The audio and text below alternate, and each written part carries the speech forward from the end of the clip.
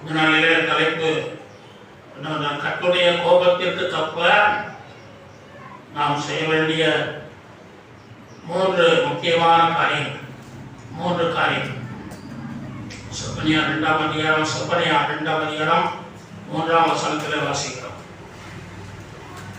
தேசத்தில் உள்ள எல்லா சிறுமியானவர்களே, கர்த்தருடைய நியாயத்தை நடப்பிக்கிறவர்களே, அவரை தேடுங்கள், நீதியை தேடுங்கள், மனத்தாழ்மையை தேடுங்கள். அப்பொழுது ஒருவேளை கர்த்தருடைய கோபத்தின் நாளிலே மறைக்கப்படுவீர்கள். கர்த்தருடைய கோபத்தின் நாள் என்ன செய்வது? வரப்போகுது. தேசத்தில் என்ன வரப்போகுது? கர்த்தருடைய கோபத்தின் நாள். அதாவது ஒரு நல்ல நாள் வரப்போவதாக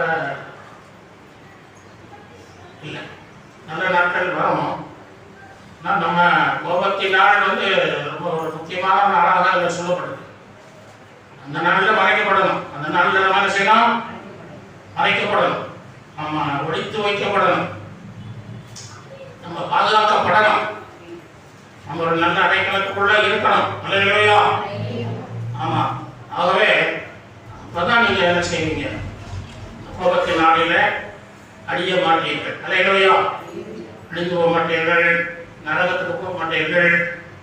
அந்த கோபத்தின் நாளில மறைக்கப்படுவீர்கள். அது மூன்று காரியம் சொல்றாரு. நீங்க அவரை தேசத்தில் எல்லாம் சிறுமியானவர்கள், நம்ம தான் சிறுமியானவர்கள், நம்ம தான்.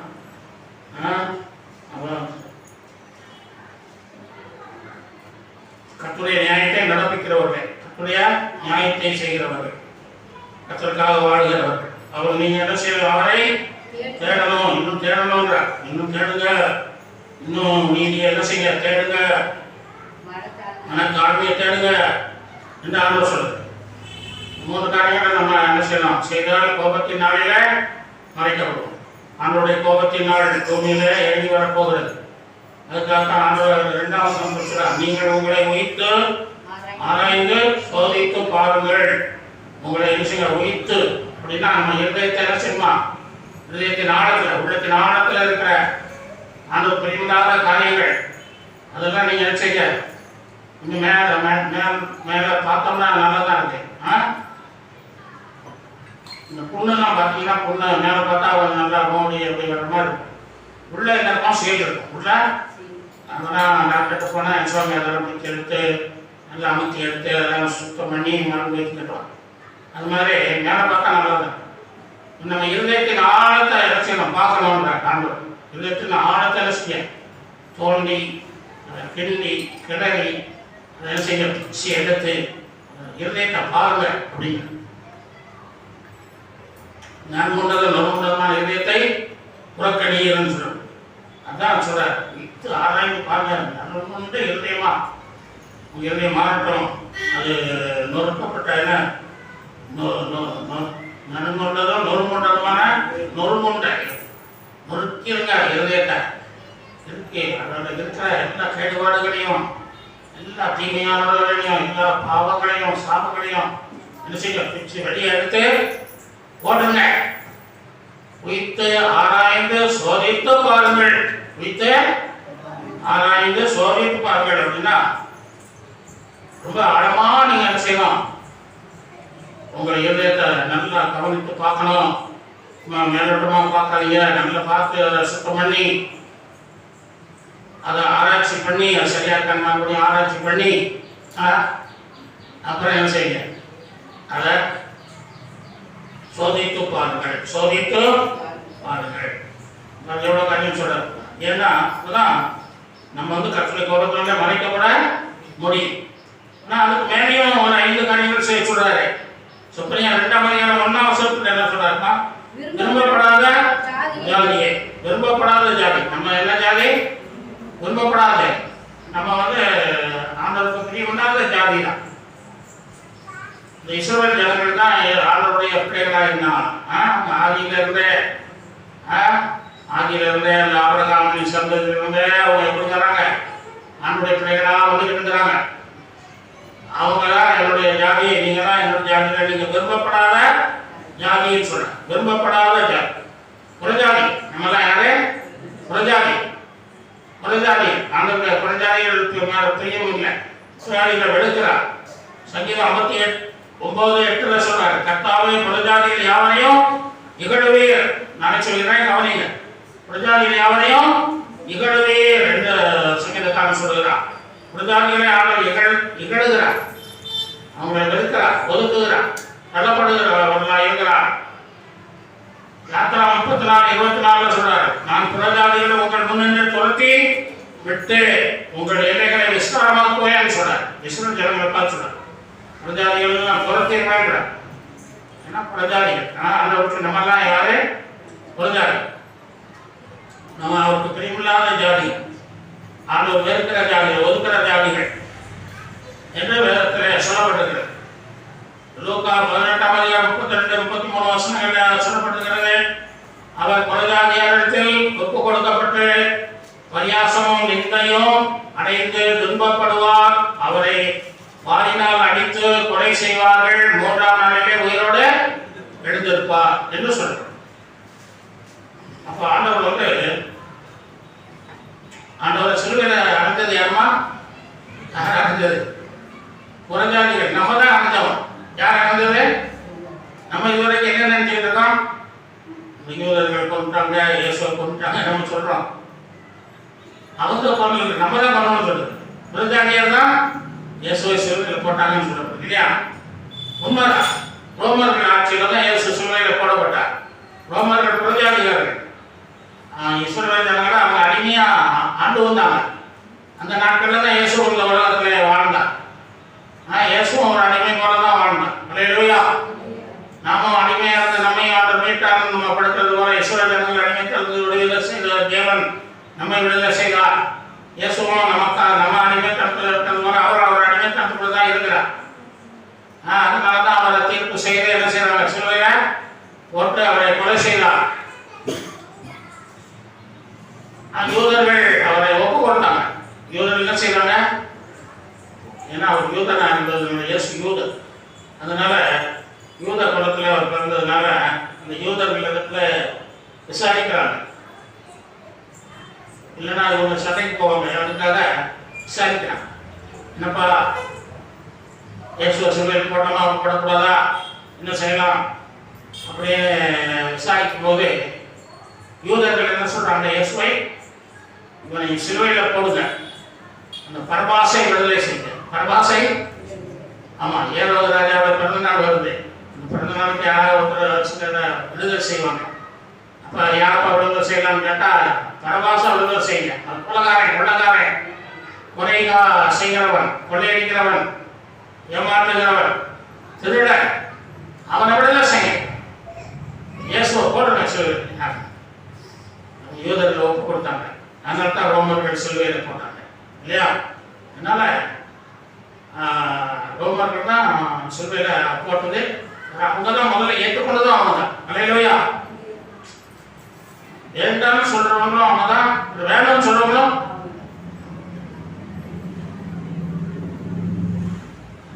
சிலர் சொல்லுவாங்க, இவனால தான் நான் கெட்டு போனேன், இவனால தான் நான் ஒன்றும் இல்லாமல் போனேன் அப்படின்னு. இவனால தான் ஆசீர்வதிக்கப்பட்டவன்னு சொல்லுவாங்க. என்ன சொல்லுவாங்க? இவனால தான் கெட்டு போனோம்னு சொல்லுவாங்க.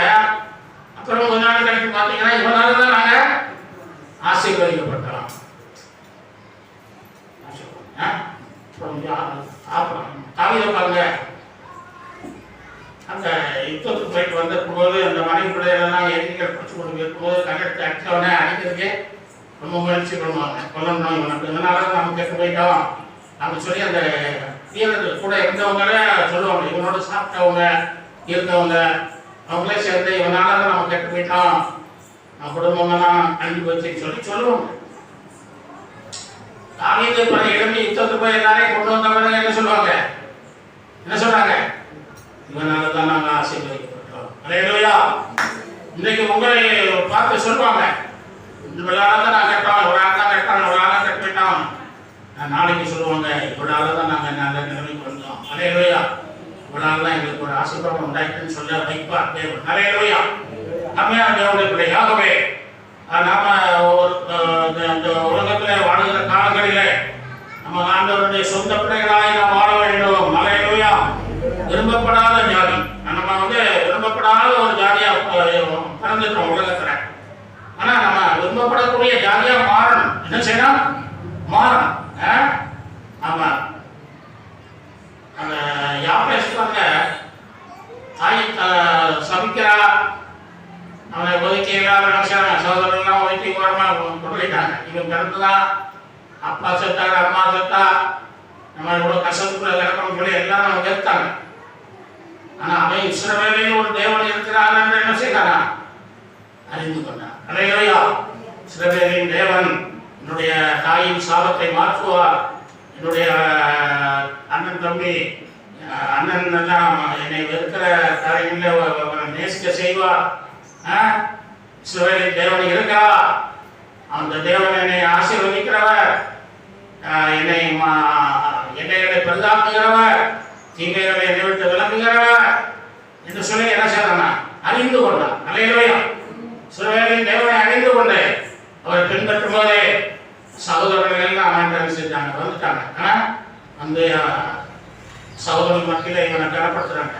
சகோதரர்கள் நீ இப்போ நல்லா வந்துட்டப்பா, நீ எப்படியா ஆயிடுவான்னு நினைச்சோம், நீ நல்லா உயர்ந்துட்டா வந்துட்ட, எங்களை விட போய் நல்லா பெருசாகிட்ட, நல்லா விருத்தி அடைஞ்சிட்ட அப்படின்னு சொல்லி தம்பிகிட்ட வந்துட்டாங்க எல்லாம். பார்த்தீங்களா? இஸ்ரவேலின் தேவனை நாம் அன்னிக்கொண்டா அவர் நாம நல்லா வைப்பார். அல்லேலூயா. கொஞ்ச காலத்தில் அவருடைய கோபம் மத்தி எரியும். அவர் அண்டி கொடுக்கிறவர்கள் அதெல்லாம் ஒரு அண்டி கொள்ளும். அவர் அண்டி கொண்டோம்னா நம்ம நல்ல ஜாதியா மாற்றுவார். அல்லேலூயா. ஆமா, விருப்பப்படாத ஜாதியா இருக்கிறோம்.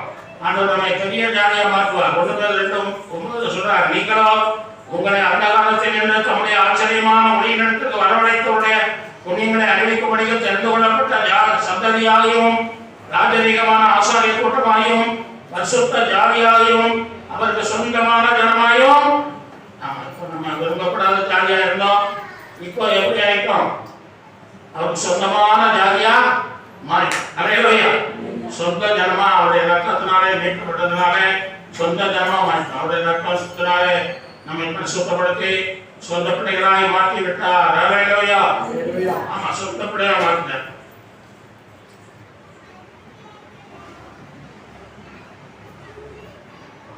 யெசாயா 42:1 சொல்லப்பட்டிருக்கு, அவர் பிரஜாதிகளுக்கு நியாயத்தை வெளிப்படுத்துவார். இல்லைங்களா? நியாயத்தை வெளிப்படுத்துவார். ஆண்டவர் நியாயத்தை வெளிப்படுத்தி பிரஜாதிகளுக்கு என்ன செய்வாரு? தெரிந்து கொள்வார். பிரஜாதிகளை தெரிந்து கொள்வார். பிரஜாதிகளை தேவன் தெரிந்து கொள்கிறவராக இருக்கிறார். நீங்கள் என்னை தெரிந்து கொள்ளவில்லை, நான் உங்களை தெரிந்து கொண்டேன். மத்திய 4:14-15 பிரஜாதியாருடைய கடிதையாகவே இருளில் இருந்த ஜனங்கள் பெரிய வெளிச்சத்தை கண்டார்கள்.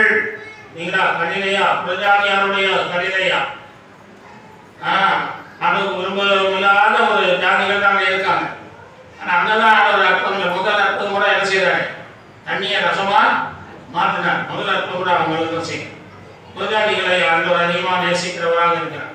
ஆகவே நம்மை ஆண்டவர் தெரிந்து கொண்டார். நம்ம மத்திய 12:21 சொல்றார், அவருடைய நாமத்தின் மேல் பிரஜாதிகள் நம்பிக்கையா இருப்பார்கள் என்று சொல்லுகிறார். ஆண்டவர் மேல நம்ம நம்பிக்கையா இருக்கணும். ஆபிரகாமின் கலாத்தியர் 3:14 ஆபிரகாமின் ஆசீர்வாதம் கிறிஸ்துவினாலே பிரஜாதிகளுக்கு வந்தது என்று சொல்லப்படுகிறது. 1 தீமோத்தேயு 3:14 தேவன் மாம்சத்தில் வெளிப்பட்டார், ஆவியிலே நீதியுள்ளவர் என்று விளங்கப்பட்டார், தேவ தூதர்களால் காணப்பட்டார், பிரஜாதிகளிடத்தில் பிரசங்கிக்கப்பட்டார், உலகத்திலே விசுவாசிக்கப்பட்டார், மகிமையிலே எடுத்துக் கொள்ளப்பட்டார் என்று சொல்லி நம்ம அதில் வாசிக்கணும். ஆகவே பிரஜாதிகளை கர்த்தர் என்ன செய்தாரு? அவருடைய சொந்த ஜனமாக நேசிக்கிற பிள்ளைகளாக, எடுக்கிற பிள்ளைகளாக, நம்மை நேசிக்கிற பிள்ளைகளாய் நம்மை பாதுகாக்க முடியாதிருந்த தேவன் நம்ம அவருக்குள்ள வந்ததுனால பாதுகாக்கிற தேவனாக நமக்கு இருக்கிறார். அல்லேலூயா. ஆமா, ஆகவே நம்மை அதிகமாக நேசிக்கிறவரா மாட்டார். அவருடைய பிள்ளையாயிட்டோம். தாய் சொன்ன மாதிரி, தேவனே நீ என்னுடைய தேவன் அப்படின்னு சொல்றான். என்னுடைய நமக்கு சொந்த தேவன், நம்முடைய செல்ல பிள்ளையானவள், நான் என்னுடைய செல்ல குமாரத்தி, செல்ல மகள், என்னை நேசிங்கப்பா, என்னுடைய பாசமா இருந்தேன்னு சொல்லி நம்ம தாப்பண்டத்துல பேசுறதோ ஆண்டோட பேசணும். அல்லேலூயா. உங்களுடைய கவலைகள் கஷ்டங்கள் எல்லாம் நீங்க சொல்லணும். ஆண்டவர் எல்லாத்தையும் என்ன செய்வார்? மாற்றி உங்களை ஆசீர்வதிப்பார். அல்லேலூயா. நம்ம எல்லா கஷ்டங்களையும் மாற்றி உங்களை ஆசீர்வார். ஏன்னா சொந்த பிள்ளையாயிட்டீங்க. அப்ப 2வது கட்டளை இரக்கம் பண்ணும் கட்டளை, பிதாவின் கட்டளை வந்ததுனாலதான் இயேசு உலகத்துக்கு வந்தார். பூமிக்கு போன்னு சொல்லும்போது பூமிக்கு வந்தார். வந்து குழந்தையாக பிறந்து வளர்ந்து வாழ்ந்து அவர் என்ன செய்தாரு, 3 உயிர்த்தெழுந்து பரலோகத்துக்கு போனார். அப்ப இனிமையும் அவர் பிதாவின் கட்டளை வந்துச்சுன்னா பூமிக்கு வந்துடுவார். அதான் ஆண்டவர் சொன்னார் மத்திய 24:36, இந்த நாளையும் பிதா ஒருவர் தவிர வேற ஒருவரும் மற்றொருவனும் அறியான், பரலோகத்துல தூதர்களும் அறியார்கள். அதனால யாருக்குமே தெரியல. அந்த கட்டளை பிறந்ததுன்னா அவர் வந்துடுவார். திடீர்னு வந்துடுவார், சொல்லாம வந்துடுவார். திருடனை போல வருவேன்னு சொன்னார். ஆனால் திருடன் வந்தா நம்ம வீட்டில் வந்து என்ன செய்வான், சட்டிப்பானை எங்க இருக்கு, உரல் உடக்க எங்க இருக்குன்னு தேடிட்டு இருக்க மாட்டான். நல்ல தங்கம் வெள்ளி பொருட்கள் எங்க இருக்குன்னு பார்ப்பான். அல்லேலூயா. இந்த டிவிலாம் பார்த்தீங்கன்னா இந்த திருடன் வந்து திருடும் போது பெட்டியெல்லாம் உடைச்சி பட்டு சேலையை கூட தூக்கி எரிச்சிடுறான். பட்டு சேலையை கூட அப்படியே எரிஞ்சிடுவான்.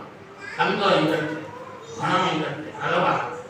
அது மாதிரி தேவனும் வந்து வரும்போது என்ன செய்வாருன்னா தங்கம் எங்க இருக்குன்னு பார்ப்பேன். அல்லேலூயா. ஆமா, ஒரு அம்மா பேர் தங்கம் உட்காந்துருக்காங்க, அவங்க பேர் தங்கம். ஆண்டவரை எல்லாருக்குமே ஒரே பேர் தங்கம். அல்லேலூயா. உங்க எல்லாரையும் என்ன செய்வாரு, திருடனை போல வந்து உங்களை தூக்கிட்டு போயிடுவார். அல்லேலூயா. திருடனை போல வரலாம். அதனால நீங்க தங்கமா இருக்கணும். எப்படி இருக்கணும்? தங்கமா இருக்கணும். உங்க விசுவாசம் சோதிக்கப்பட்டு எப்படி செய்யுமா, அது ஆமா சுத்த தங்கமாய் மாறும். அல்லேலூயா.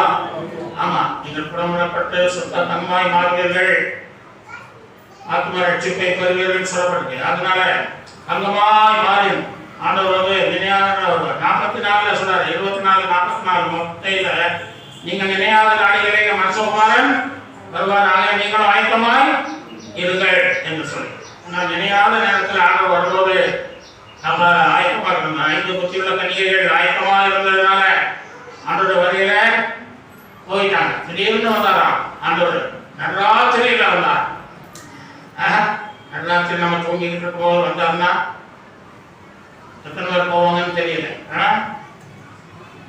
ஆமா, நம்ம இந்த பக்கம் கனவுலாம் கண்டு உலகத்தெல்லாம் சுற்றி உலகத்தெல்லாம் சுற்றி வந்துட்டு இருக்கோம். திடீர்னு ஆண்டவர் வந்தாருன்னா எந்த ஒரு போய் கை ஓடாது காலம் ஓடாது. ஆமா, ஆனாலும் தேவனுடைய பிள்ளைகள் என்ன செய்யணும் சொன்னாரு, ஆண்டவர் எந்த நேரம் வந்தாலும் நீங்க சந்திக்க ஆயத்தமா இருங்க என்று சொல்லி சொல்லுகிறார். ஆகவே ஆண்டவருடைய கட்டளை வந்துருச்சுன்னா அவர் எந்த நேரத்திலையும் வந்துடுவார். அல்லேலூயா. கட்டளைக்காக தான் காத்திருக்கிறார். அதனால சொல்றாரு, வருவேன் என்று சொன்னவர் தாமதிக்கிறார் என்று சொல்லுகிறபடி அநேகர் இது வரமாட்டாரு அப்படின்னா சொல்றபடி இல்லை. அநேகர் மனம் திரும்ப வேண்டி இருக்கிறதுனால அவர் பொறுமையாய் இருக்கிறார். ஆகியும் கட்டளை வந்துருச்சுன்னா தெரியணும் வந்துடுவார் அப்படின்னு சொல்லிட்டா. ஆமா, வந்துடுவார். அதனால நம்ம ஆயத்தமா எப்போது இருக்கணும். அப்புறம் இல்லைன்னா அவருடைய கோபம் என்ன செய்யும், பத்தி எரியும், நம்ம கைவிடப்பட்டுருவோம். 3வது 18 நாள் வருவோம். மனுஷனுடைய நாள் கூலிக்காரனுடைய நாள் வருதுன்னு சொல்லி யோக சொல்றார். என் நாட்கள் நெய்கிறவனாலும் தீவிரமாக போடு. மனுஷனுடைய நாட்கள் பூமியில நிழலை போல இருக்கு. இதெல்லாம் நம்ம யோகத்துல வாசிக்கிறோம். சங்கீதம் 90:3 சொல்றாரு, எங்க நாட்கள் எல்லாம் அவருடைய கோபத்தால் போய்விட்டது. வேகமா போகுது, நாட்கள் வேகமா போகுது. எதனால போகுதுன்னா ஆண்டவர் கோபத்தினால தான் போகுதுன்னு சொல்றாரு. கோபத்தினால வேகமா போயிடுச்சியா அப்படின்றார். அதனால ஆண்டவருக்கு பிரியமா நம்ம வாழ்ந்தோம் சொன்னா அவர் கோபப்படாமல் என்ன செய்வார், ஒவ்வொரு நாளையும் நமக்கு ஆசீர்வதித்து நடத்துவார். அல்லேலூயா. நம்ம நாட்கள் வந்து சொல்லுகிறார் 90:12 மோசே தான் எழுதியிருக்கிறார். அவர் என்ன சொல்றாரு, எங்கள் நாட்களை இன்னும் அறிவு எங்களுக்கு காரும், இந்த நாட்களை நாங்க எண்ணணும் என்று சொல்லுகிறார். நாட்களை என்னும் அறிவு நமக்கு வேண்டும் என்று சொல்லுகிறார். ஆகவே நம்முடைய நாட்கள் வந்து வேகமாய் போய்கிட்டு இருக்கு. நம்முடைய ஒவ்வொரு நாளும் போகும்போது என்ன செய்யணும், போக போக நம்ம ஆவிக்குரிய ஜீவியத்திலே வளர்ந்து ஆண்டவரை அறிகிறவர்கள் வளர்ந்து அவரை சந்திக்கிறதுக்கு என்ன செய்யணும், ஆயத்தமா இருக்கும். நாட்கள் வேகமா போகுது, இன்னும் ஆண்டவர் நாளாகும். வரும்போது பார்த்துக்கிடுவோம் அப்படின்னு இருக்கக்கூடாது. இல்லையா? வரும்போது பார்த்துக்கிடுவோம், வந்த பிறகு பார்த்துக்கிடுவோம் அப்படின்னு இல்லை. நம்ம முன்னக்கூட்டியே நம்ம ஆயத்தமா இருக்கணும்னு ஆலோசனை. இல்லையா? கர்த்தருடைய உக்கிர கோபம் உங்கள் மேல், 4வது என்ன சொல்றாரு? உக்கிர கோபம் உங்கள் மேல் இறங்கும் முன்னும். உக்கிர கோபம், தேவனுடைய கோபம் எப்படி இறங்குது? உக்கிரமா இறங்கும். தேவன் ரொம்ப கோபப்படுகிறவராக இருக்கு. தேவன் ரொம்ப கோபப்படுகிறவராக இருக்கு. வேதத்திலே நீங்க வாசிக்கும் போது அவர் இறக்கமுள்ளவர், அன்புள்ளவர், சாந்தமுள்ளவர், அவர் ஒருக்கமானவர், இறக்கமானவர் சொல்றதை விட அவர் கோபப்படுகிறவர் தான் அதிகமாக எழுதியிருக்கு. கோபப்படுறது தான் அதிகமாக இருக்கு. உபாகமம் 28ஆம் இடத்துல வாசிங்கன்னா 1 முதல் 14 வரைக்கும் பார்த்தீங்கன்னா ஆசீர்வாதம் போட்டுட்டே இருப்பார். ஆசீர்வாதம் நிறையா சொல்றாரு 14 வரைக்கும். அப்புறம் 56 வரைக்கும் நீங்க வாசித்தீங்கன்னா கடைசி வரைக்கும் வாசிக்கும்போது பூரா சாபமா கொடுப்பார். என்ன பண்ணாரு? பூரா சாபமா தருது. அதனால சாபம் தான் நிறைய இருக்கு, ஆசீர்வாதம் கொஞ்சம் தான். ஆகவே நம்ம தேவன் அன்புள்ளவர் என்று சொல்கிறத விட கோபப்படுகிறவர் என்பதுதான் நிறைய இருக்கு. ஆதாமியர்கள் பாவம் செய்த உடனே என்ன செய்யறாரு? சின்ன தவறு தான் செய்யறாங்க இல்லையா? பழத்தை சாப்பிடாதீங்கன்னாங்க, சாப்பிட்டாங்க. சாப்பிட்டதுனால கோபப்பட்டு என்ன செய்யறாரு? படத்தை விட்டு துரத்திடுறாரு. பார்த்தீங்களா எவ்வளவு கஷ்டப்பட்டுருப்பாங்க? ரொம்ப கஷ்டப்பட்டுருப்பாங்க. மழையிலையும் பனியிலையும், அந்த நாட்டில் பனி தான் வந்துடும். வெயில் அடிச்சது, பனி வெயில். இது பனி ரெண்டும் கொடுமையானது. வெயிலும் கொடுமை, பனியும் கொடுமையான. அப்ப அப்படிப்பட்ட கஷ்டங்கள் தான் அவர்கள் அனுபவித்தாங்க. கோபப்பட்டார். நோவா காலத்துல தேவன் கோபப்பட்டு என்ன பண்ணிட்டாரு? உலகத்தையே ஒரு முடிவு கொண்டு வந்தார். உலகத்தையே ஆக்கிட்டார். எவ்வளவு கோபப்படுறாரு பாருங்க. நம்ம ஆண்டவர் கொஞ்சம் சாதாரணமா நினைக்கிறோம். எவ்வளவு சாதாரணமா நம்ம நினைக்கிறோம். ஆண்டவர் வந்து நம்ம போல ஒரு மனுஷன் தான். அவர் அன்பா இருப்பாரு, எல்லாம் அன்பது பண்ணிங்கன்னா மன்னிச்சுக்குவாரு. ஆனால் ஒரு சாதாரணமான ஒரு மனுஷன் போல நினைக்கிறோம். ஆனால் ஆண்டவருடைய கோபத்துக்கு முன்பாக நிற்பவன் யார்? அப்படி அவருடைய குடியிருக்கு முன்பாக நிற்பவன் யார்? அப்படியே அதிகாரத்தில் நீங்க வாசிங்கன்னா செப்பனியா 1ஆம் அதிகாரம் வாசிங்கள். செப்பனியா 1ஆம் அதிகாரத்துல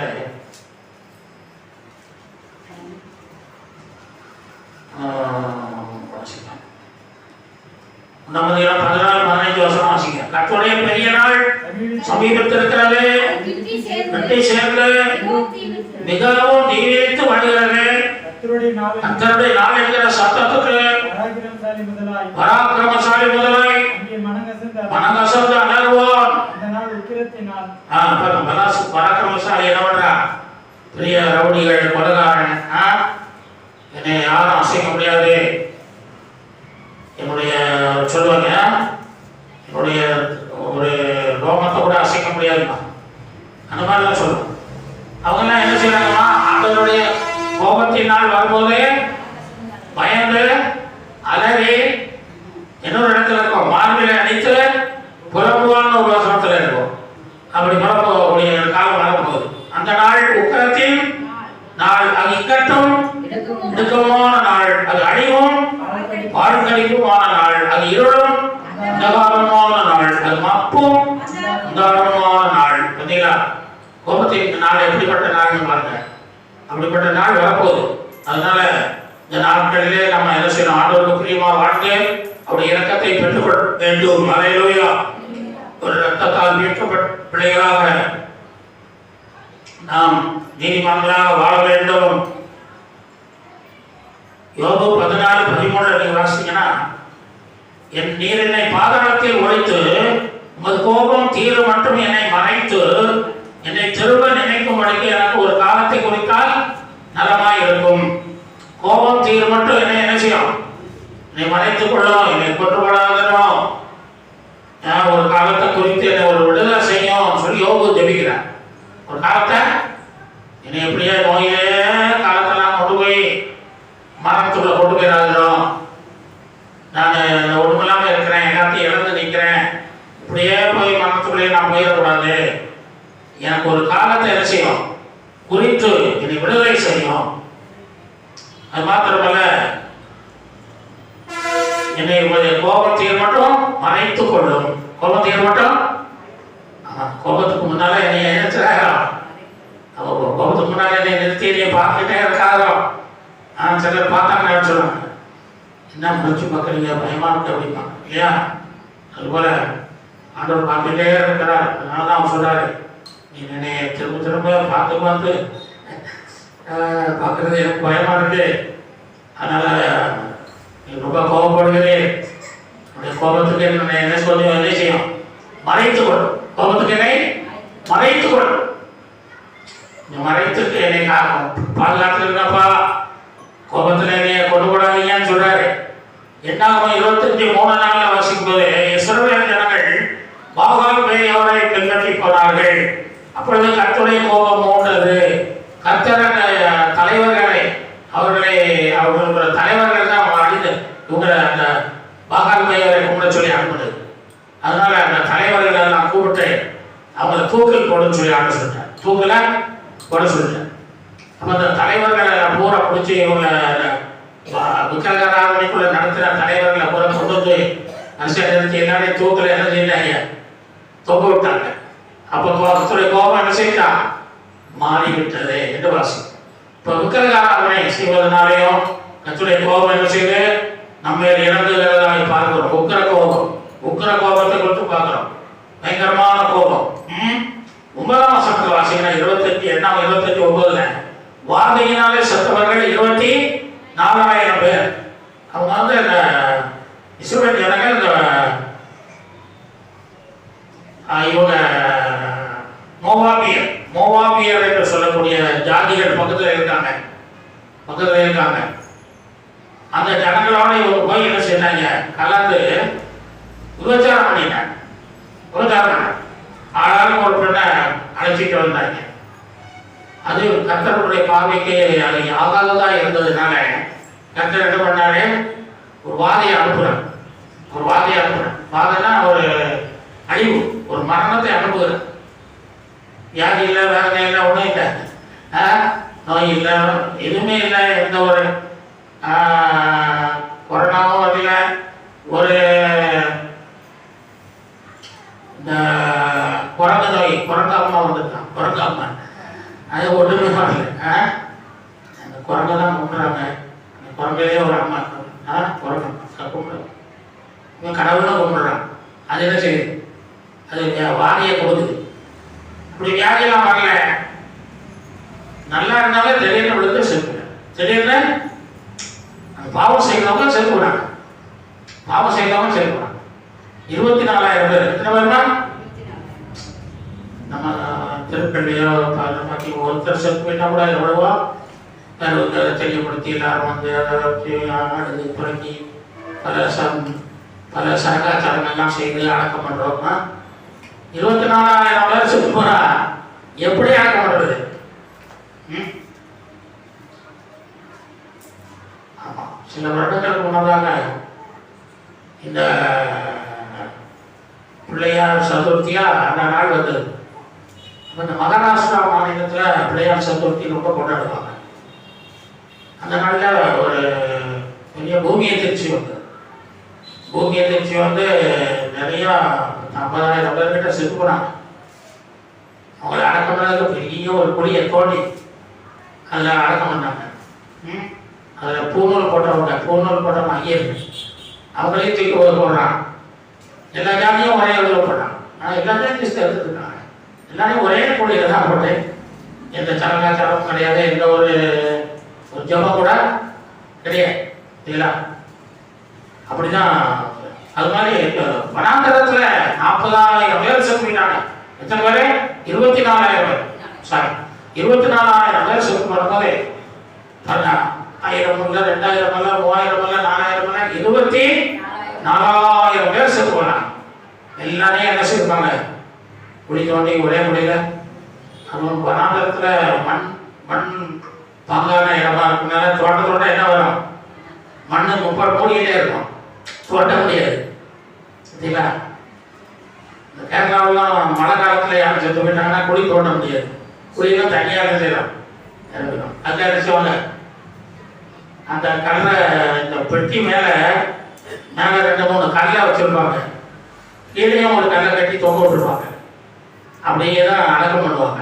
அதுதான் கீழே போகும் அந்த பெட்டி. மேலே கொஞ்சம் மண் கல்லெல்லாம் போட்டு எடுத்து முடியிருப்பாங்க.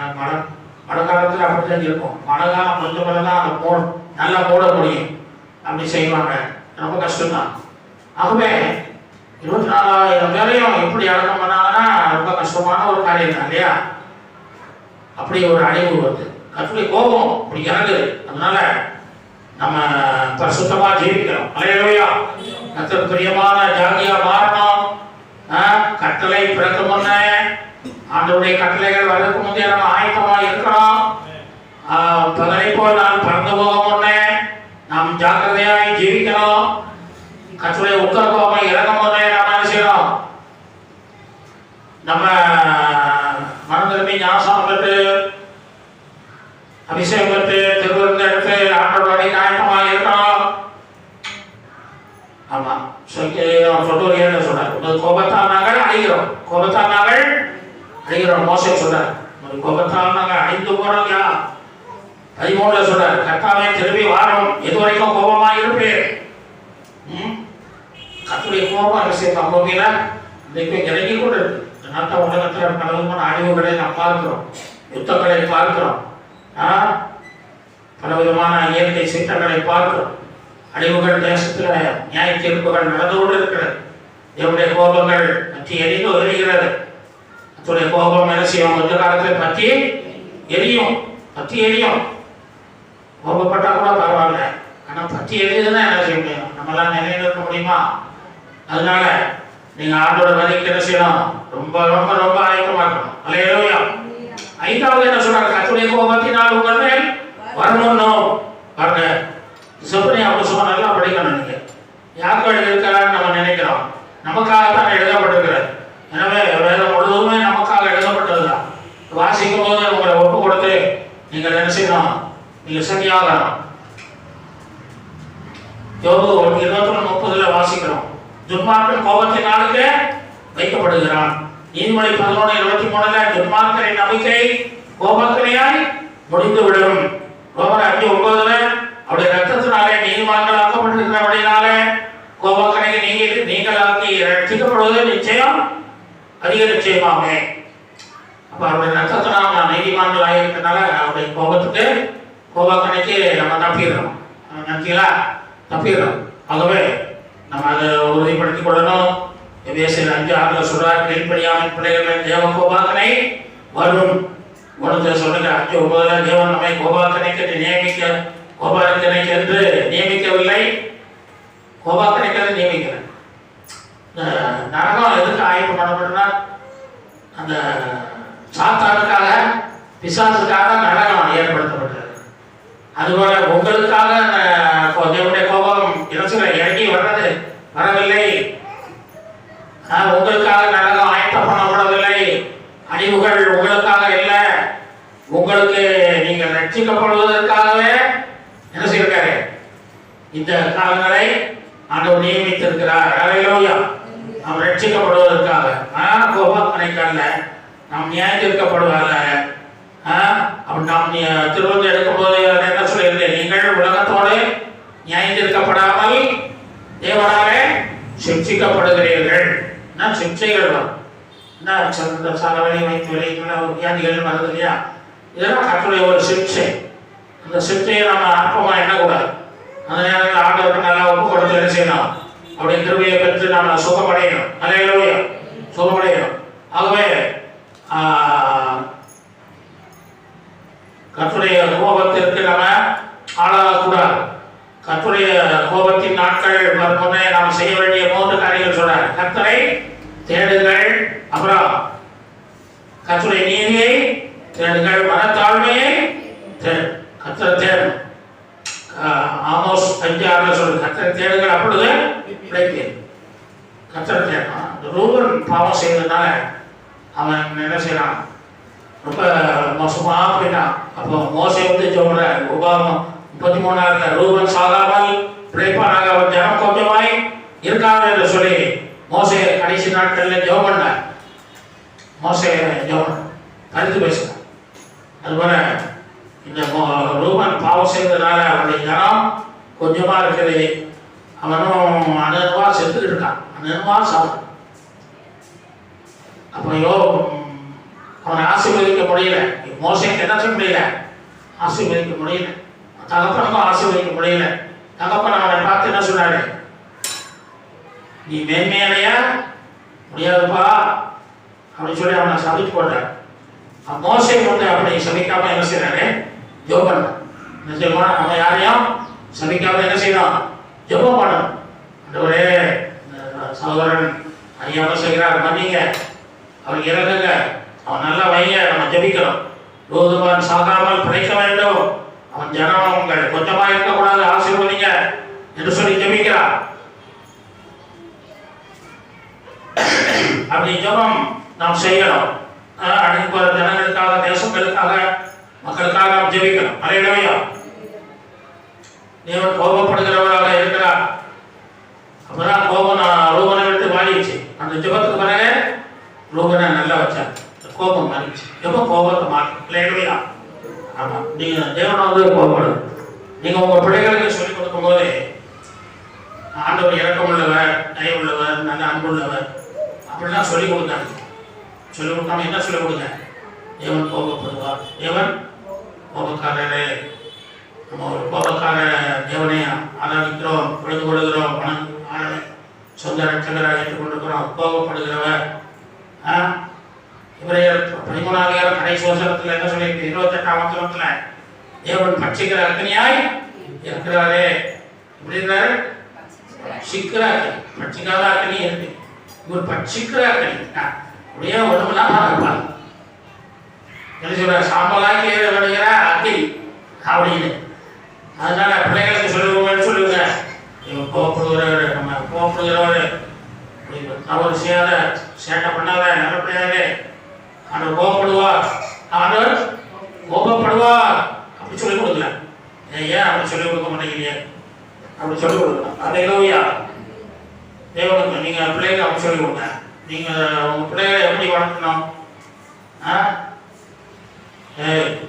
சேட்டை பண்ணாத, உங்க அப்பா வராரு, அவர் எவ்வளவு கோபப்படுவார் உங்களுக்கு தெரியுமில்ல, கோபக்காரப்பா அடிச்சுடுவார், கொண்டே கூப்பிடுவாரு அப்படி சொல்லுவாங்க. இல்லையா அப்படி சொல்லுவாங்க. அந்த பிள்ளை என்ன செய்யணும், தப்பு பண்ணாதீங்க. ஆமாம், அப்போ தகப்பனா அதே மாதிரி இருக்கணும், கொஞ்சம் நினைக்கணும், கட்டமாக பிள்ளைகள் நடந்துக்கணும். ஆமாம், கொஞ்சம் கோபமாக நடந்துக்கணும், ஒழுங்கு அறியாமல் கண்டிக்கணும். பிள்ளைகளோட சேர்ந்து குழந்தைக்கிட்ட இருந்தோம்னா பிள்ளைய நினைக்காது, தாய் சொல்லுவார் கோபக்காரன், ஆமாம் அவர் கோபம் எனக்கு தெரியும் அப்படிமா. அதே மாதிரி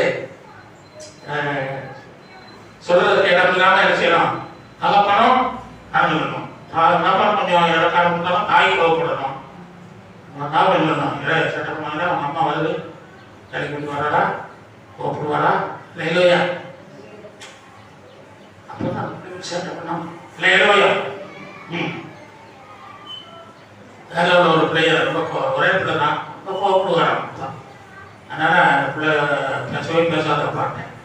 அப்படியே பிள்ளை வயசாக இப்போ கல்யாணத்துக்கு மாப்பிள்ளை வந்தாங்க, வந்து பார்த்து பேசும்போது பேசிக்கிட்டு என்ன முடிவு பண்ணி போயிட்டாங்க. அது மாதிரி தான் அந்த பிள்ளைய கூப்பிட்டு பேசினாங்க. அந்த பிள்ளைய அப்பாட்டு இல்லையா, அப்பா கோவப்படுறது. அப்படிங்கும்போது அந்த பிள்ளை ஒழுங்காக நல்லா ஒரு வாழ்க்கை வாழுது. இல்லையா, கல்யாணம் வரைக்கும் ஒழுங்காக வந்துருச்சு. இல்லையா, கல்யாணத்துக்கு மாப்பிள்ளை மாப்பிள்ளையில நிச்சயம்லாம் கல்யாணம்லாம் நல்லபடியாக முடிஞ்சிருச்சு.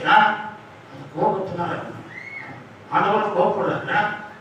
சாட்டை எடுத்து தேவாலயத்தை நீங்க அசுத்தப்படுத்தீங்க, உள்ளக்கு வியாபார ஸ்தலமாக்கிட்டீங்க சொல்லி வார எடுத்து என்ன செய்யறாரு, அடியடி நினைச்சு எல்லாமே ஓடவுட்டு கட்டி விட்டார். இல்லையா, ஆண்டவர் கோபப்படுகிறாரா, கோபப்படுறார்.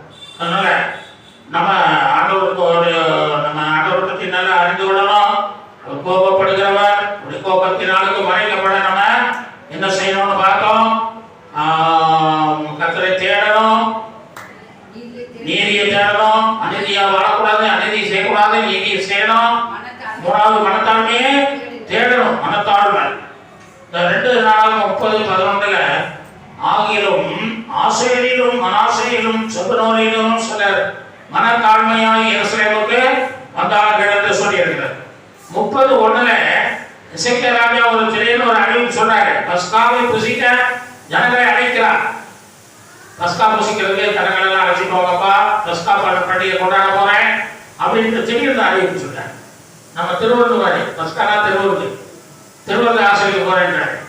அப்ப எல்லா தேசங்களிலிருந்து ஜனங்கள் எருசலேமுக்கு வரணும்.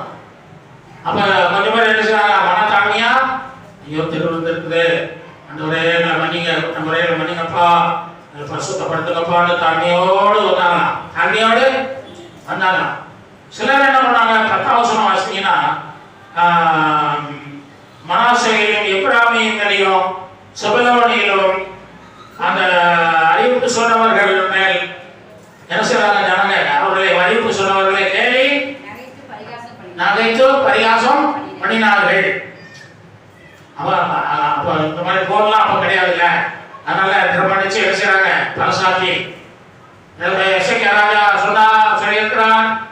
அவன் பண்டிகை வாங்க தேதி பண்டிகை கொண்டாட போறாங்க, பக்கா பண்டிகை அறிவிப்பு சொல்றாங்க. அந்த ரொம்ப அடிக்கிறாங்க. அப்ப அந்த எப்ராயிம் கோத்திரம், மனசை கோத்திரம், செபுலோன் கோத்திரத்துக்காக என்ன பண்றாங்க, கேலி பண்றாங்க. என்ன பண்றாங்க, திருவள்ளுவர் கேலி பண்றாங்க. நீங்க நிறைய பேர் உண்டு கேலி பண்றவங்க இருப்பாங்க. கொஞ்சம்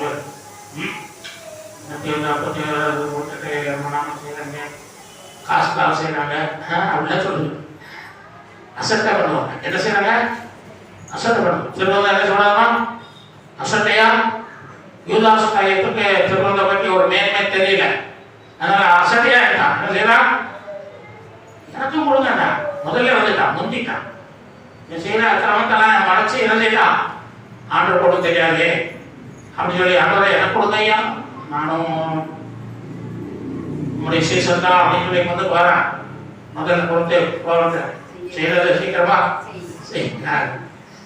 பாருங்க. அவன் முந்திக்கிட்டான், ஆனா மரணத்துக்கும் முந்திக்கிட்டான், திருவந்துக்கும் முந்தினா மரணத்துக்கும் முந்திட்டான் இல்ல. ஆகவே நாம் திருவந்து எடுக்கிற பிள்ளைகள் சொல்லி ஜாக்கிரதையாக நம்ம நிறைய பார்த்து எடுக்கணும். 30ஆம் அதிகாரத்துல 3ஆம் வசனம் வாசிங்க. அவங்க பசுத்தமா இல்லை,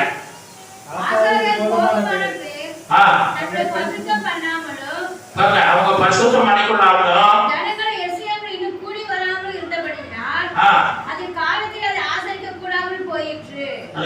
சொன்ன காலத்துல வேற ஒரு தேதி அவர் நியமித்து என்ன பண்றாரு, திருவள்ளுவர் கொடுக்கிறார். அப்ப கொடுக்கறதுக்கு போது கூட ஆயத்தமா இல்லை, யாருமே ஆயத்தமா இல்லை. திடீர்னு அறிவிப்பு சொன்னதுனால யாரும் ஆயத்தமா இல்லை. நீங்களும் அனைவரும் ஆயத்தம் இல்லாம கூட வந்திருக்கலாம்.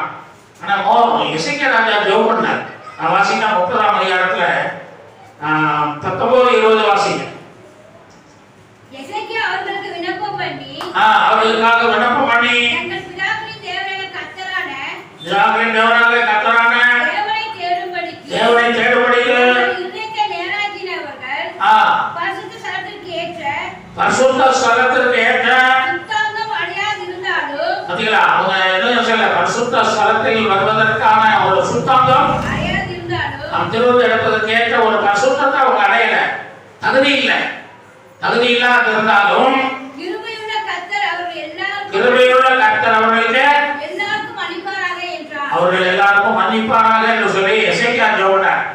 அது மாதிரி எமர்சன் என்ன செய்யறார், அவர்களுக்காக ஜெபம் பண்ணார். கடந்த நாட்களில் ஜெபம் பண்ணாரு, இன்னைக்கு ஜெபம் பண்ணிட்டாரு. ஆண்டவரே வருகிற ஜனங்களை பரிசுத்தப்படுத்துங்க, ஆயத்தப்படுத்துங்க. நான் எடுத்த பிள்ளைகள் தெரிந்து எடுக்கணும். குற்றமுறைகளை மன்னித்து செய்யுங்க, ரத்தத்தை காட்டி சுத்தி கொடுத்து விடுவாங்க. உள்ளகால கழுவுங்க, உள்ளபுறமும் சுத்தம் பண்ணுங்க.